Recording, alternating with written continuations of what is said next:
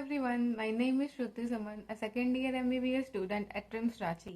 तो मैं इस वीडियो में वो सारे टिप्स एंड ट्रिक्स बताऊंगी जो मैंने लास्ट टाइम पे फॉलो किए थे, जिससे मेरे मार्क्स बूस्ट अप हुए थे।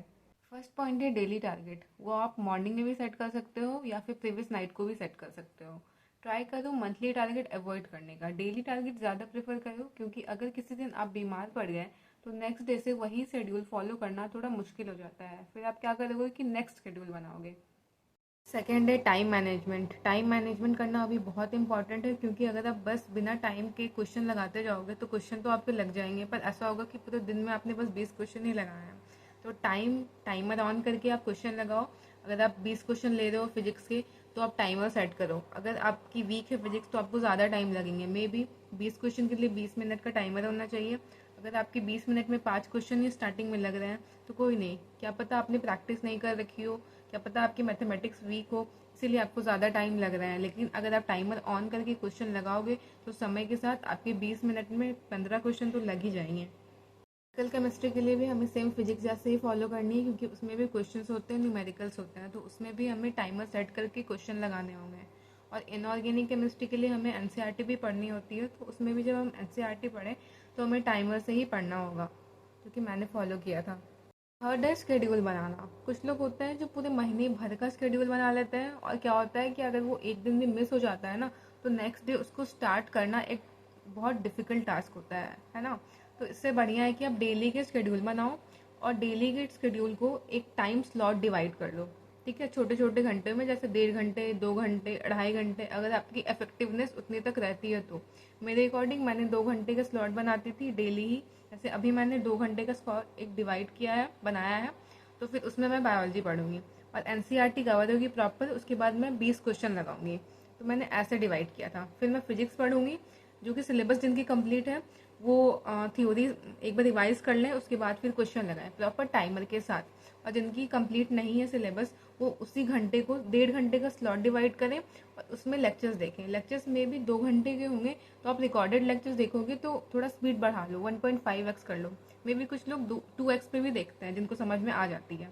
ठीक है, तो छोटे छोटे टाइम स्लॉट बना लो, तो ऐसा होगा ना कि आपकी टाइम वेस्ट नहीं होगी। जब आप रात को सोने जाओ तो आपको ऐसा लगेगा कि पूरा डे मेरा यूटिलाइज हुआ है, कहीं पे भी वेस्ट नहीं हुआ है 2 घंटे का। क्योंकि क्या होता है ना कि हम ऐसा सोचते हैं कि हम रात को पढ़ लेंगे, शाम को पढ़ लेंगे, और सुबह का टाइम, दोपहर का टाइम वेस्ट कर देते हैं। लेकिन अगर आप टाइम स्लॉट करके पढ़ाई करोगे ना, तो ऐसा वेस्ट नहीं होगा आपका टाइम।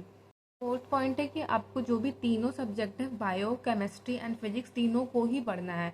ऐसा नहीं है कि आपके शेड्यूल में पूरे दिन में बस बायोलॉजी ही हो, फिजिक्स ही हो, या फिर बस केमिस्ट्री ही हो। एटलीस्ट 2 सब्जेक्ट को तो इंक्लूड करना ही है। ठीक है। पॉइंट है क्वेश्चन प्रैक्टिस। क्वेश्चन प्रैक्टिस आपको करनी ही होगी। कुछ लोग होते हैं जो बायोलॉजी में बिल्कुल ही क्वेश्चन प्रैक्टिस नहीं करते हैं, तो बायोलॉजी में भी आपको क्वेश्चन प्रैक्टिस करनी होगी, क्योंकि एग्जाम में थ्योरी पढ़ने वाली एग्जाम नहीं है, वहाँ पे आपको क्वेश्चन सॉल्व करना है। तो क्वेश्चन आपको प्रैक्टिस में डालने ही होंगे हर रोज। सिक्स्थ पॉइंट है फोकस्ड ऑन टुडेज टास्क। जो भी आपने टास्क आज के लिए लिया है, उसको उसके लिए आपको फोकस्ड रहना पड़ेगा। ये नहीं सोचना होगा कि कल क्या पढ़ना है, वो भी मैं आज ही पढ़ लेता हूँ, तो आज वाले टास्क को जल्दी जल्दी निपटा लेता हूँ। वैसा बिल्कुल ही नहीं करना है। आज के जो टास्क है उसको प्रॉपर टाइम देना है। समय जैसे बीतेगा, आप अगर शेड्यूल फॉलो करोगे तो वो टास्क कंप्लीट हो जाएगा। हड़बड़ी नहीं करनी है। ऐसे में क्या होगा ना कि जो भी चैप्टर आप पढ़ रहे हो कंप्लीट नहीं होगा, उसको बाद में फिर से आपको रिवाइज करना पड़ेगा।